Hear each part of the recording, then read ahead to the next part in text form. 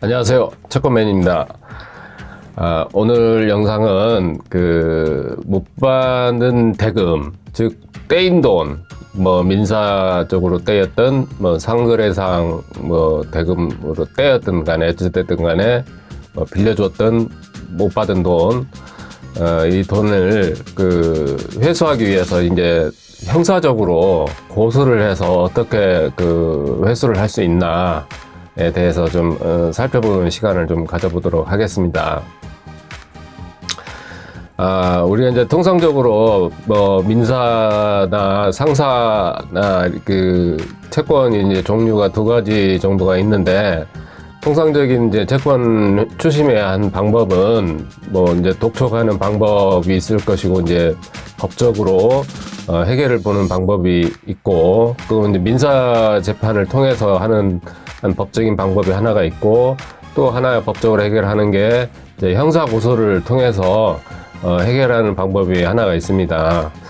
민사는 이제 민사 재판을 통해서, 이제 민사 소송을 통해서 하는 것은 이제 판결문을 나중에 구해서 강제 집행을 채무자의 재산에 대하여 집행을 해서 이제 채권 만족을 얻는 그런 절차를 이제 밟는 거겠지만은, 형사 고소를 통해서 채권 회수를 하는 그런 방법은 그거와는 조금 내용이 좀 다릅니다. 그리고 또 형사 고소에 만족할 수 있는 그런 조건이 또 완성이 되어야 형사 고소가 이제 제대로 이렇게 효과를 발휘를 할 수가 있는 그런 이제 필요 충분 조건이라고 말씀을 좀 드리면 되겠습니다.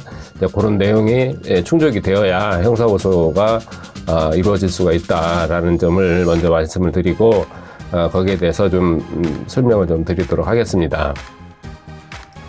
자, 채권을 예를 들어서 이제 돈을 민사적으로 이렇게 빌려줬다거나, 아니면은 상거래상으로 물건을 납품을 했다든가, 아니면은 그랬을 경우에 전혀 돈을 받지를 못하고, 또는 이자도 전혀 받지를 못하고, 이런 상태가 있을 수가 있습니다.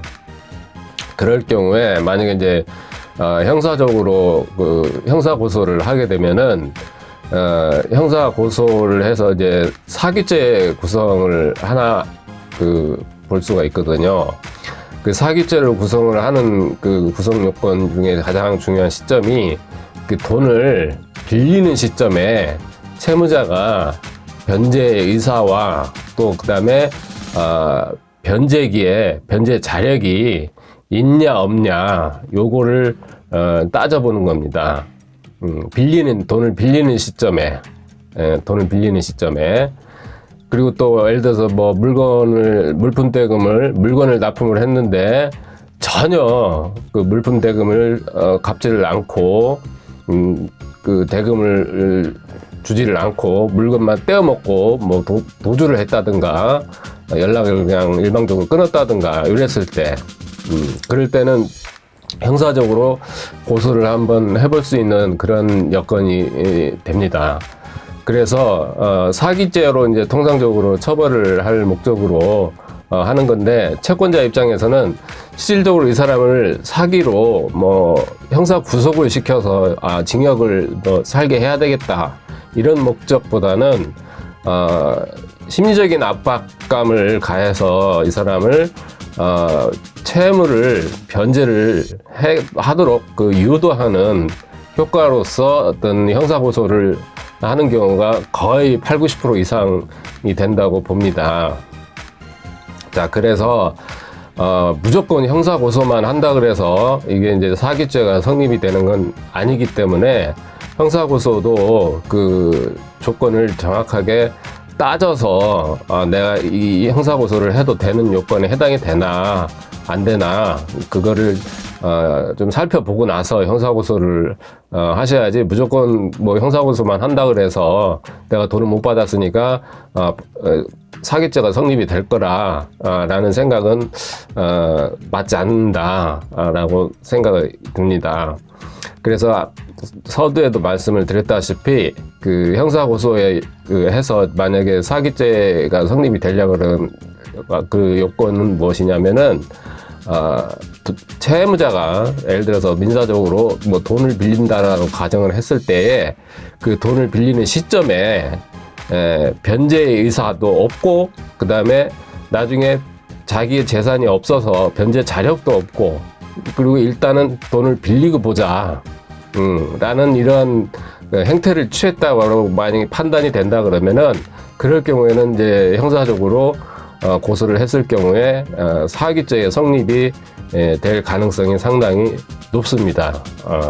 자, 그럴 경우에는 채무자가 구속을 당하지 않기 위해서 이제 어떻게든지 돈을 마련을 해서 채권자에게 변제를 하려고 노력을 하는 경우가 거의 대부분이겠죠. 만약 진짜로 돈이 없는 채무자라 그런다 그러면은 뭐 구속을 자기가 감수를 하겠지만은, 그게 아니다, 뭐 아닌 채무자의 입장이라 그러면은 어떻게든지 돈을 구해서 변제를 하려고 노력을 아마 할 겁니다. 그리고 실무에서도 또 사실 그렇고요. 그래서 내가 형사 고소를 해서 채권을 내가 변제를 받아야 되겠다라고 생각하시는 채권자가 있으시다고 그러신다 그러면은, 내가 내 채권이 예를 들어서 상대방에게 돈을 빌려주었을 때 이자도 한 푼도 못 받고 원금은 뭐 말할 것도 없고, 그런 조건에 해당이 되었을 경우에는 형사 고소를 한번 해볼 만한 그러한 요건이 갖추어진다라고 한번 판단을 해보셔도 됩니다.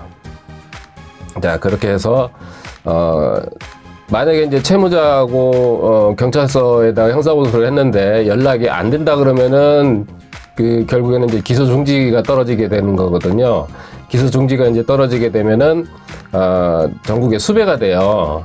수배가 돼서 이제 뭐 예를 들어서 부신검문이라든가 이런 검문에 걸리게 되면은 이제 고소한 경찰서로 이제 그 붙잡혀 오게 되는 거거든요. 그렇게 되면은 그렇지 않고 이제 만약에 연락이 되는 채무자라 그런다 그러면은 이제 경찰서에서 출두하라는 명령이 갑니다. 그러면 이제 출두해서 그러니까 이제 자초 지정을 진술서라든가 이런 거를 이제 받게 되는 거죠.